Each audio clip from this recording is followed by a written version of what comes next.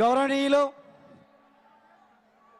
తెలంగాణ ఉద్యమ రససారథి, తెలంగాణ రాష్ట్రాన్ని సాధించిన సాధకుడు కేసీఆర్ సత్యుడు, తెలంగాణ వచ్చుడు అనే నినాదంతో ఒకే ఒక్కడు పయనం సాగించి అందరిని ఐక్యం చేసి తెలంగాణ తెచ్చి గత 10 సంవత్సరాల కాలంలో తెలంగాణను, పేద ప్రజలను, బడుగు బలహీన వర్గాలను, రైతులను అందరినీ ఈ దేశంలోనే అన్ని రాష్ట్రాల కన్నా అగ్రభాగాన్ని నిలిపి ఇంకా మూడవసారి మళ్ళీ, ఎందుకంటే పాలమూరు రంగారెడ్డి జిల్లా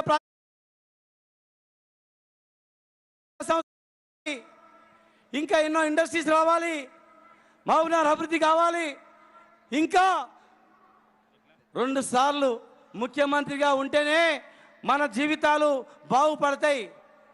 పొరపాటున 55 సంవత్సరాలు పరిపాలించినటువంటి పార్టీ అయినటువంటి కాంగ్రెస్ పార్టీకి ఇచ్చిన, బీజేపీ పార్టీకి ఇచ్చిన మళ్ళా కుక్కలు చింపిన ఇస్తరాకులా తెలంగాణను చేస్తారు, మన మహబూబ్నగర్ చేస్తారు, అల్ల కల్లోలం చేస్తారు. కనుక మధ్యంతరంగా ఆగిపోయింది. మొత్తం కంప్లీట్ కావాలంటే మళ్ళీ అఖండ మెజారిటీతో మనము ముఖ్యమంత్రి గారికి ఇవ్వాల్సిన అవసరం ఉంది. ఈ పాలమూరు జిల్లా, మహబూబ్నగర్ జిల్లా మనం బతికి బయటపడాలంటే కూడా మళ్ళా 3వసారి, 4వసారి, కనీసం 2 సార్లు మళ్ళీ కేసీఆర్ గారు ముఖ్యమంత్రి ఉంటే తప్ప మన జీవితాలు బాగుపడవు. మనకు తెలుసు మన మహబూబ్నగర్ ఎట్లుండేనో. తాగడానికి 14 రోజులు ఒకసారి నీళ్లు, బొంబాయికి బస్సులు కావాలని ధర్నాలు, ఏ ఊర్లో చూసినా సగం ఇల్లు తాళాలు, బీద అరుపులు, కన్న కష్టాలు, ఏ రైతు చూసినా ఎండిపోయిన సేను, ఉరి తాళ్ళు, ఏ కుల వృత్తి చూసినా అద్భుతమైనటువంటి పరిస్థితి. ఈనాడు మహబూబ్నగర్ కేసీఆర్ గారి నాయకత్వంలో ఈ 10 సంవత్సరాల్లో ఎవరైనా 10 సంవత్సరాల క్రితం దుబాయ్, బొంబాయి అయిన వాళ్ళు మహబూబ్నగర్కి వస్తే మహబూబ్నగర్ ఏమంటారన్నా, అక్క చెల్లి ఈ మహబూబ్నగర్ అన్నా, ఎక్కడి మహబూబ్నగర్ ఎట్లా అయిందని అంటారా అనరా? పండుగ వచ్చిన స్నానాలకు కష్టమే, తాగడానికి కష్టమే, తాగడానికే నీళ్ళని ఈ జిల్లా, ఈ ఊరు ఇక ఎట్లా ఉంటుంది? చిన్న ఇండస్ట్రీ లేదు, చదువుకోవాలన్నా హైదరాబాదే, కడుపు నొప్పి లేచిన హైదరాబాదే, ఉద్యోగం చేయాలన్నా హైదరాబాదే, ఎక్కువ చదివితే బొంబాయి, ఎక్కువ చదివితే దుబాయ్, లండన్ పోయి బతికే బతుకులు. మరి ఈ 10 సంవత్సరాల్లో కేసీఆర్ గారి ఆశీర్వాదంతో గతంలో తెలంగాణ ఉద్యమం నుంచి వారి వెంట ఉన్నందుకు, వారి కుటుంబ సభ్యుడిగా ఉన్నందుకు ఇవాళ వారి ఆశీర్వాదంతో ఎన్నో నిధులు తీసుకొచ్చి రోజు మంచినీళ్ళు, పార్కులు, హాస్టళ్ళు, హాస్పిటళ్ళు ఎన్నో చేశాం. మరి ఇంకా ఎన్నో చేయాల్సి ఉన్నాయి. ఇక్కడ ఒక చిన్న పార్క్ లేకుండే, ఒక కాలేజ్, మెడికల్ కాలేజ్ లేకుండే, మెడికల్ కాలేజ్ వచ్చింది. రేపు ఇంజనీరింగ్ కాలేజ్ రాబోతా ఉంది, నర్సింగ్ కాలేజ్ వచ్చింది, బీసీ, ఎస్సీ, ఎస్టీ, మైనార్టీ గురుకులాలు వచ్చినాయి, మైనార్టీ కాలేజీలు వచ్చినాయి. రేపు ఓసీ గురుకులాలు కూడా పెట్టేది ఉంది.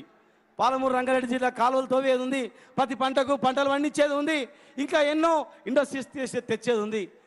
మరి ఈరోజు హన్వాడలో కానీ, మహబూబ్నగర్లో కానీ, మహబూబ్నగర్లో ఉన్నటువంటి మన్నెంకొండలో కానీ ఎన్నో దేవాలయాలు కానీ, మసీదులు కానీ, దర్గాలు కానీ, చర్చిలు కానీ సమాంతరంగా అందరం అభివృద్ధి చెందుతూ బాగుపడాలని చెప్పి ఇలా పాలమూరు, మహబూబ్నగర్ ముందుకు సాగుతూ ఉంది. మరి ఈ తరుణంలో 3వసారి ఎలక్షన్స్ వచ్చినాయి. ఇలా ముగ్గురు నిలబడ్డాం.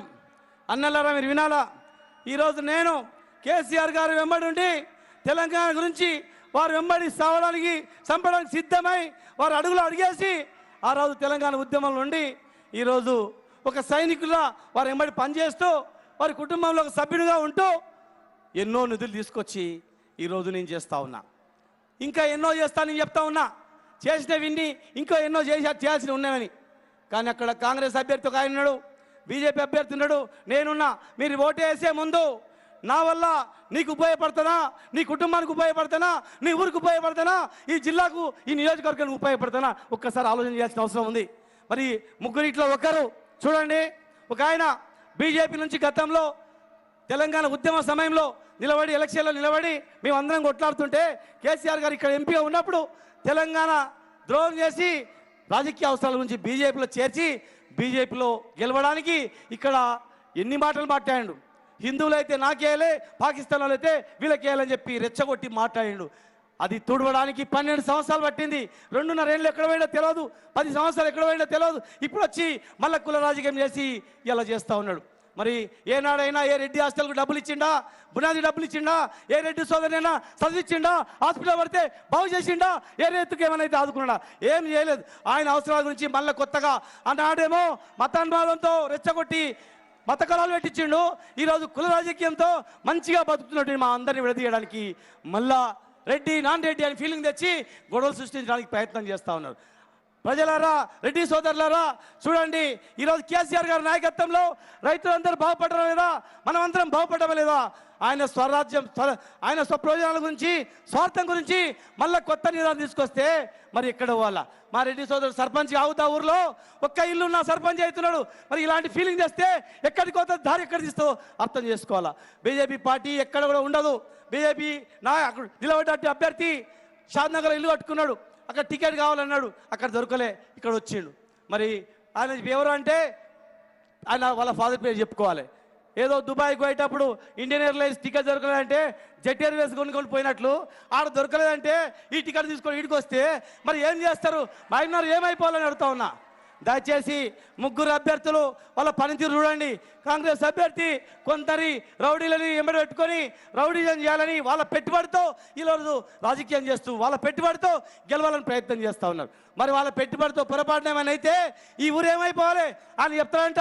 మీ 7 మందికి 7 భాగాలు చేసి బాగా పంచి పెడతా, ఏమైనా చేసుకోండి, పెట్టుబడి తీసుకురండి అంటే ఇలా పరిస్థితి ఉంది. కనుక దయచేసి ఈరోజు ముగ్గురు అభ్యర్థులు చూడండి. ఈరోజు కేసీఆర్ గారిని నేను ఏం అడగను సార్, మిమ్మల్ని మీరు మీ ఆశీర్వాదం ఉంటే చాలు, మీ చల్లని చూపు ఉంటే చాలు, మీరు మీ చల్లని చూపు ఉంటే చాలు, మీ యొక్క ఆశీర్వాదం ఉంటే చాలు. మీ ఆశీర్వాదం ఉంటే ఆనాడు నుంచి ఈనాటి వరకు మీకు నమ్మిన బంటు లేకుండా మీ చల్లని చూపు, మీ ఆశీర్వాదం ఉంటే మేము ఎన్నో మైనార్టీ స్టడీ సర్కిల్ కానీ, బీసీ స్టడీ కానీ, ఓసీ గురుకులాలు కానీ, ఇంకా ఏమైనా కానీ అన్నీ తెచ్చుకుంటాం, అన్ని కులాలకు అన్ని వర్గాలకు చేస్తాం. మీ చల్లని చూపుతో మీ ఆశీర్వాదం ఉంటే చాలు. ఖచ్చితంగా మీరు చెప్పిన ప్రకారం నమ్మిన బంటుగా నా ప్రాణమైనా సరే మీకు ఇవ్వడానికి సిద్ధమై ఈ తెలంగాణలో మీరు చేస్తున్న అభివృద్ధి కార్యక్రమాలకి నేను ముందు వరుసలో ఉండి మిమ్మల్ని మీకు అన్ని రకాలుగా సిద్ధమవుతానని చెప్పి మరొకసారి అందరి ముందు తెలియజేస్తూ జై తెలంగాణ, జై కేసీఆర్, జై కేసీఆర్.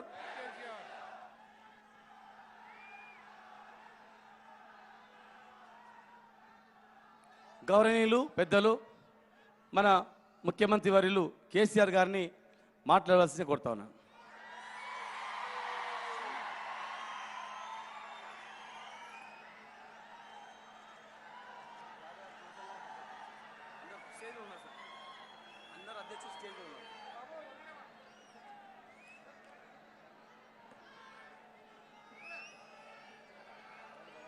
మహబూబ్నగర్ ఎమ్మెల్యే, రాష్ట్ర మంత్రివర్యులు, ఈ ఎన్నికల్లో బీఆర్ఎస్ పార్టీ అభ్యర్థి గౌరవనీయులు శ్రీనివాస్ గౌడ్ గారు, పెద్దలు గౌరవనీయులు మన పార్లమెంటరీ పార్టీ నాయకులు, TRS party secretary general doctor K Keshava Rao garu, మన ఎంపీ మన్నె శ్రీనివాసరెడ్డి గారు, దేవరకద్ర ఎమ్మెల్యే ఆల వెంకటేశ్వరరెడ్డి గారు, జడ్పీ చైర్పర్సన్ శ్రీమతి స్వర్ణ సుధాకర్ రెడ్డి గారు, మాజీ మంత్రివర్యులు గౌరవనీయులు పి చంద్రశేఖర్ గారు, మాజీ ఎమ్మెల్యే ఎర్రశేఖర్ గారు, మున్సిపల్ చైర్మన్ కేసీ నరసింహులు గారు, గ్రంథాలయ సంస్థ చైర్మన్ రాజేశ్వర్ గౌడ్ గారు, డిసిసిబి వైస్ చైర్మన్ వెంకటయ్య గారు, అర్బన్ డెవలప్మెంట్ చైర్మన్ గంజి వెంకన్న గారు, రైతు బంధు చైర్మన్ గోపాల్ యాదవ్ గారు, వక్ఫ్ బోర్డు సభ్యులు అన్వర్ పాషా గారు, సయ్యద్ ఇబ్రాహీం గారు, క్రిస్టియన్ ప్రెసిడెంట్ డేవిడ్ గారు, వేదికను అలంకరించిన స్థానిక సంస్థల ప్రజాప్రతినిధులు, పార్టీ నాయకులు, ఇంత పెద్ద సంఖ్యలో పట్టణ నియోజకవర్గం అయినప్పటికీ కూడా ఇంత భారీ సంఖ్యలో వచ్చేసినటువంటి అక్కా చెల్లెలకు, అన్నాదమ్ములకు అందరికీ నా నమస్కారం. మహబూబ్ నగర్ పట్టణం, మహబూబ్ నగర్ జిల్లా, దీనికి ఒక ప్రత్యేకమైన చరిత్ర ఉంది. తెలంగాణ ఉద్యమం జరిగే సమయంలో నేను ఇక్కడి నుంచి ఎంపీగా పోటీ చేసినాను. మీరందరూ కూడా ఈయనది ఏ ఊరు ఏ పల్లె అని చూడకుండా తెలంగాణనే ఈయన గ్రామం అని భావించి నన్ను పెద్ద మేయర్తో ఎంపీగా గెలిపించినారు. నేను మహబూబ్ నగర్ ఎంపీగా ఉన్నప్పుడే మనకు తెలంగాణ రాష్ట్రం సిద్ధించింది. ఆ గౌరవం, ఆ కీర్తి మహబూబ్ నగర్ జిల్లాకు తెలంగాణ చరిత్రలో శాశ్వతంగా ఉంటుందని నేను మనవి చేస్తా ఉన్నాను. మీరందరూ చైతన్యవంతులు. ఈ పట్టణంలో విద్యార్థికులు చాలామంది ఉంటారు. మన భారతదేశంలో 75 సంవత్సరాల తర్వాత కూడా రాజకీయాలలో రావాల్సినంత పరిణతి రాలేదు. ఏ దేశాలలో ఆ పరిణతి వచ్చిందో వాళ్ళు బ్రహ్మాండంగా ముందుకు దూసుకొని పోతా ఉన్నారు. అందుకే ఎలక్షన్ వచ్చిందంటే మన దగ్గర అడివడివి, ఆగమాగం, గత్తర గత్తర,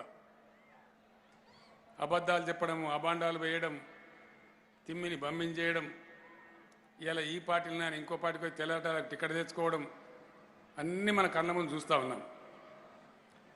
నేను మీ అందరినీ కోరేది ఒకటే, నేను చెప్పే 4 మాటలు పట్టణం అయితే మీ బస్తీకి పోయిన తర్వాత, మీరు గ్రామస్తులైతే మీ గ్రామానికి పోయిన తర్వాత ప్రజల మధ్య చర్చ పెట్టండి. రాయి ఏదో రత్నం ఏదో గుర్తించండి. ఎందుకంటే ప్రజల దగ్గర ప్రజాస్వామ్యంలో ఉండేది, మీ దగ్గర ఉండే ఒకే ఒక విలువైనటువంటి ఆయుధం మీ ఓటు. అది మామూలు ఓటు కాదు. వచ్చే 5 సంవత్సరాల కోసం మహబూబ్ నగర్ నియోజకవర్గ భవిష్యత్తును, ఈ రాష్ట్ర భవిష్యత్తును, మీ తలరాతను కూడా మారుస్తుంది. అందుకోసం జాగ్రత్తగా ఆలోచించి ఓటిస్తేనే మనకు మేలు జరుగుతుంది, లేకపోతే చాలా ఇబ్బంది వస్తుంది. ఈ విషయాన్ని మీరు దృష్టిలో పెట్టుకోవాలని చెప్పి నేను కోరుతా ఉన్నాను. ఈరోజు బీఆర్ఎస్ నుంచి శ్రీనివాస్ గౌడ్ గారు ఉన్నారు.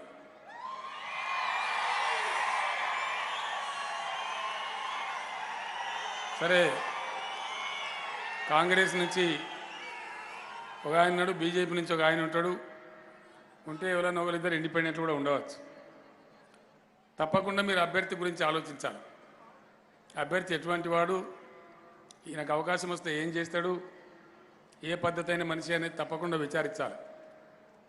అంతకంటే ముఖ్యం, అభ్యర్థుల వెనకాల వాళ్ళ పార్టీలని, ఆ పార్టీల యొక్క చరిత్ర కూడా మీరు చూడాలి.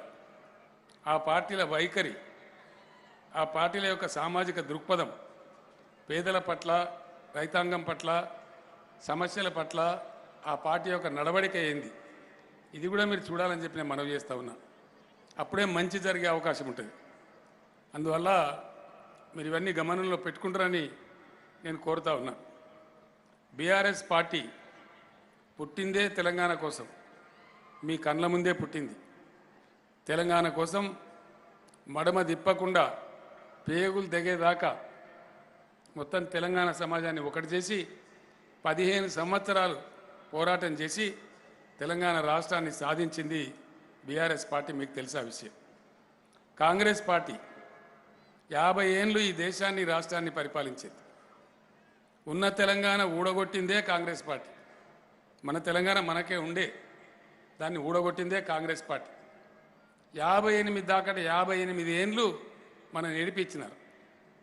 అనేక కరువులకు గురి చేసినారు. పాలమూరు జిల్లాను బొంబాయి బస్సులకు ఆలవాలం చేసినారు. మంచినీళ్ళు ఇయ్యలే, సాగునీళ్ళు ఇయ్యలే, కరెంట్ ఇయ్యలే. చేనేత కార్మికుల ఆకలి చావులు, రైతుల ఆత్మహత్యలు, వలసలు, ఇది మన బతుకు కాంగ్రెస్ రాజ్యంలో. 69లో ఉద్యమం వస్తే 400 మందిని పిట్టలం కాల్చినట్టు కాల్చి చంపినారు. మళ్ళీ మనం మొదలుపెట్టినప్పుడు 2004లో మీకు తెలంగాణ ఇస్తాం, మీతో పొత్తు కలుస్తామని వచ్చినారు. సంతోషమని కలిసినాం. వాళ్ళకి ఇక్కడ అధికారం వచ్చింది, అక్కడ అధికారం వచ్చింది 2004లో, ఇటు రాష్ట్రంలో అలా ఢిల్లీలో. మరి ఇవ్వాలి కదా తెలంగాణ వెంటనే. 2005లో కనీసం 2006లోనో ఇవ్వాలి కదా, ఇయ్యలే. మళ్ళా దోకా మొదలుపెట్టినారు, భయంకరమైన దోకా మొదలుపెట్టినారు. మీ అందరికీ తెలుసు, శ్రీనివాస్ గౌడ్ ఒక గజిటెడ్ ఆఫీసర్గా, మున్సిపల్ కమిషనర్గా ఉండి, అతను కూడా రాజీనామా చేసి ఉద్యమంలో దుంకేంత పరిస్థితి కల్పించినారు. ఉద్యోగస్తులందరూ కూడా రోడ్ల మీదకి బాటలు పట్టేటువంటి పరిస్థితి కల్పించినారు. అనేక మంది పిల్లల చావు కారణమైనారు. చివరికి నాకు తిక్క ఉట్టి కేసీఆర్ సచ్చుడో తెలంగాణ వచ్చుడో అని ఆమరణ దీక్ష పడితే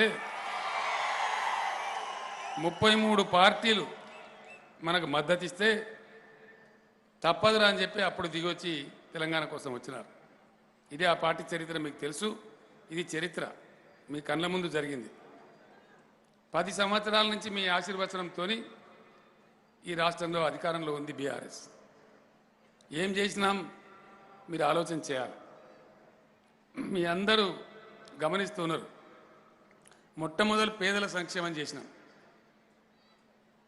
పెన్షన్లు పెంచినాం.